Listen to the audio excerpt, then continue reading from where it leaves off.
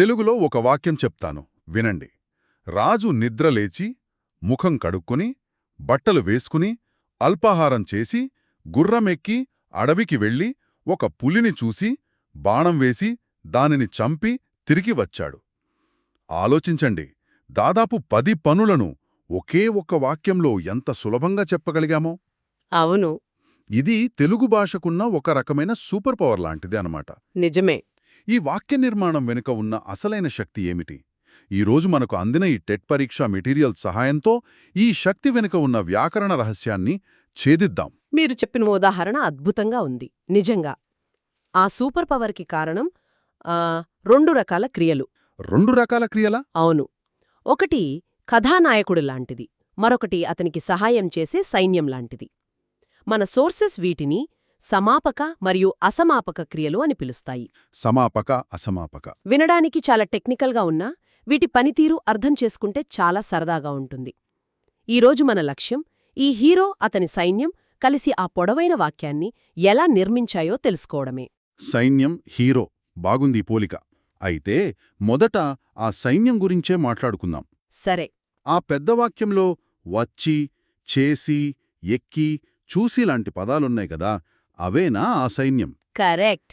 అవి వాక్యాన్ని ముందుకు నడిపిస్తున్నట్టనిపిస్తోంది కానీ వాటంతట అవే వాక్యాన్ని పూర్తి చేయలేకపోతున్నాయి. ఖచ్చితంగా. ఉదాహరణకు రాజు గుర్రం ఎక్కి అని ఆపేస్తే మనకు ఏదో వెలితిగా ఉంటుంది. సరిగ్గా పట్టుకున్నారు. అవే అసమాపక క్రియలు. వాటి పేరులోనే ఉంది అసమాపక అంటే పూర్తి కానివి అని. ఓ, ఇవి ఒక టీవీ సీరియల్ ఎపిసోడ్ మధ్యలో వచ్చే ఇంకా ఉంది అనే ట్యాగ్లైన్ లాంటివి. బాగుంది. అంటే ఒక పని జరిగిందని చెబుతాయి, కానీ కథలో అసలైన మలుపు ఇంకా రాలేదని సూచిస్తాయి. సీత పుస్తకం చదివి అన్నప్పుడు మన మెదడు వెంటనే ఏమడుగుతుంది? ఆ తర్వాతేం చేసింది అని అడుగుతుంది. అవును, ఎందుకంటే ఆ వాక్యం మనలో ఒక రకమైన ఉత్కంఠను, ఒక అసంపూర్ణ భావనను కలిగిస్తుంది. ఓ, అంటే ఇదొక రకమైన గ్రామాటికల్ క్లిఫ్ హ్యాంగర్ అన్నమాట. అమ్మ వంట చేసి అని ఆగిపోతే చేసి ఏం చేసింది? వడ్డించిందా, లేదా పక్కన పెట్టిందా, లేక రుచి చూసిందా అనే ప్రశ్నలొస్తాయి. కరెక్ట్. ఈ అసంపూర్ణత కావాలనే సృష్టించబడిందా? ఒక రకంగా అవును. మంచి పోలిక చెప్పారు. ఆ క్లిఫ్ హ్యాంగర్ ఎందుకొస్తుందంటే మన మెదడు ఒక పూర్తి ఆలోచన కోసం ఎదురుచూస్తుంది.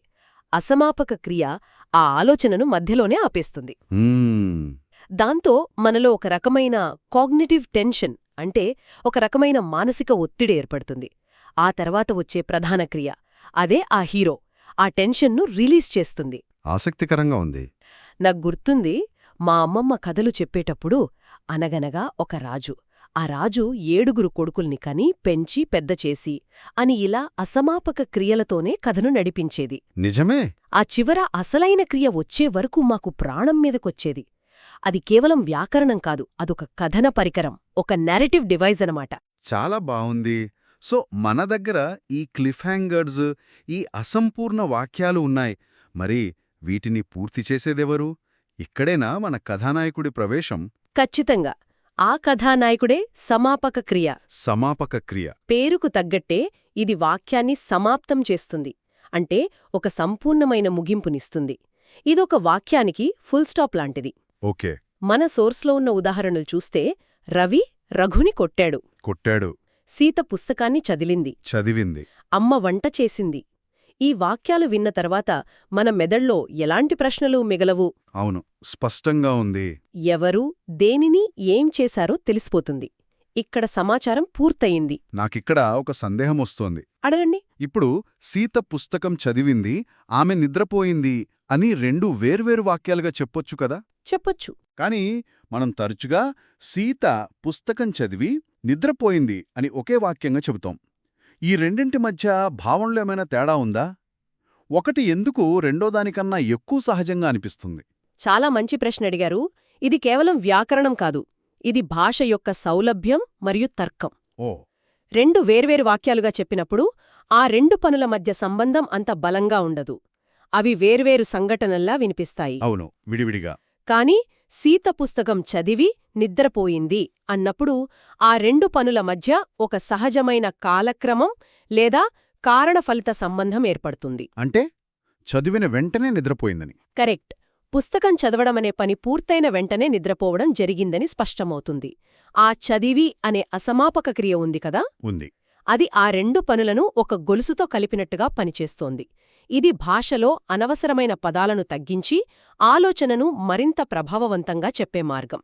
అర్థమైంది. అంటే అసమాపక క్రియలు కేవలం వాక్యాన్ని ముందుకు నడపడమే కాదు, వాక్యంలోని వేర్వేరు పనుల మధ్య ఒక లాజికల్ కనెక్షన్ కూడా ఏర్పాటు చేస్తాయన్నమాట. ఖచ్చితంగా. ఇప్పుడు మనం మొదటనుకున్న ఆ పెద్ద వాక్యం దగ్గరకొద్దాం. సరే. రాజు నిద్రలేచి తిరిగొచ్చాడు.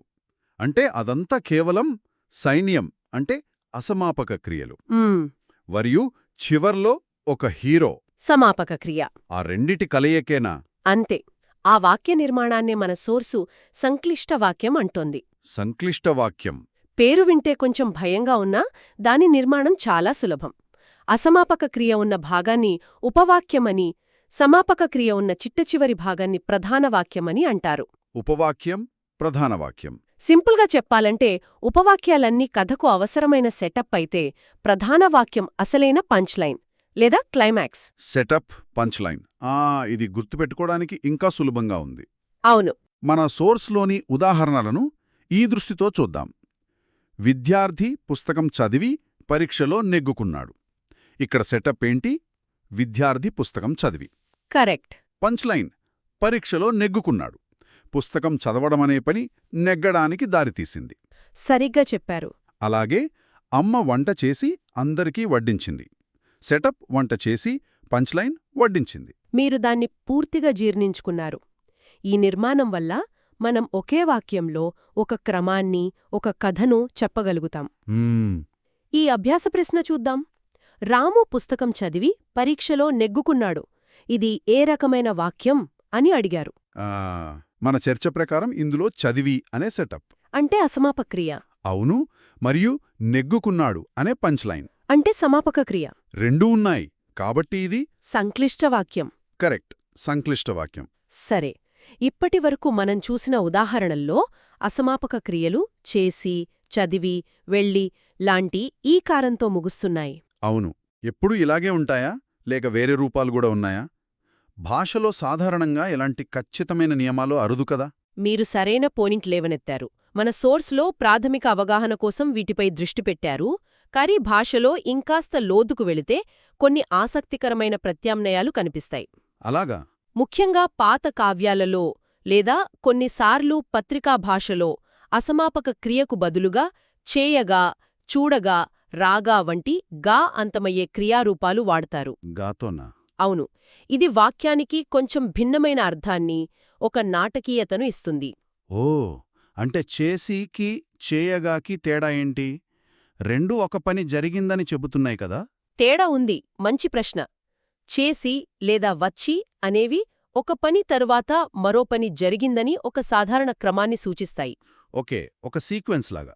కాని చేయగా లేదా రాగా అన్నప్పుడు ఆ మొదటి పని జరుగుతుండగా లేదా జరిగిన వెంటనే ఊహించని విధంగా రెండో పని జరిగిందనే భావన వస్తుంది. ఉదాహరణకు పోలీసులు వచ్చి దొంగలు పారిపోయారు అంటే పోలీసులు వచ్చారు, ఆ తర్వాత దొంగలు పారిపోయారు. ఇది ఒక సాధారణ క్రమం. సరే. కాని పోలీసులు రాగా దొంగలు పారిపోయారు అంటే పోలీసుల రాకను చూసిన వెంటనే ఆ సంఘటనకు ప్రతిస్పందనగా దొంగలు పారిపోయారు అనే అర్థమొస్తోంది. ఓహ్! ఇందులో ఒక ఆకస్మికత, ఒక నాటకీయత ఉన్నాయి. వావ్! అంటే క్రియ చివర ఉన్న ఒక్క అక్షరం వాక్యం యొక్క మూడ్నే మార్చేస్తుందన్నమాట. రాగా అన్నప్పుడు నాకు ఆ దృశ్యం కళ్ళు కట్టినట్టుంది. అవును. పోలీసులు సైరన్లతో వస్తున్నారు, అది చూసి దొంగల హడావుడిగా పారిపోతున్నారు. వచ్చి అన్నప్పుడు అంత నాటకీయత లేదు. కరెక్ట్. ఇది నిజంగా భాషలో ఉన్న సూక్ష్మమైన అందం. నిజమే. వ్యాకరణమంటే కేవలం నియమాలు, నిబంధనలు కాదు. అది మన భావాలను, ఆలోచనలను అత్యంత ఖచ్చితత్వంతో వ్యక్తీకరించడానికి సహాయపడే ఒక సాధనం. ఏ పదం వాడితే ఎలాంటి ప్రభావముంటుందో తెలియడమే భాషపై పట్టు సాధించడమంటే. ఈరోజు చర్చ మొత్తం మీద నాకు ఏమర్థమైందంటే, మనం మొదట చూసిన ఆ పొడవైన వాక్యం ఒక గ్రామర్ ట్రిక్ కాదు. కాదు. అది తెలుగు భాష తన ఆలోచనలను పొందికగా, ప్రభావవంతంగా చెప్పే ఒక విధానం. అవును. అసమాపక క్రియలు అనే సైన్యం ఒకదాని తర్వాత ఒకటిగా పనులను పూర్తి చేస్తూ కథకు ఒక వేగాన్ని, ఒక ప్రవాహాన్ని ఇస్తాయి. చివరికి సమాపక క్రియ అనే హీరో వచ్చి ఆ కథకు ఒక అర్థవంతమైన ముగింపునిస్తాడు. చాలా చక్కగా ముగించారు. ఇక్కడ మనం గుర్తించాల్సిన ఇంకో ముఖ్యమైన విషయం ఏమిటంటే, ఈ నిర్మాణం సమాచారానికి ప్రాధాన్యత ఇవ్వడంలో కూడా సహాయపడుతుంది. అంటే ఎలా?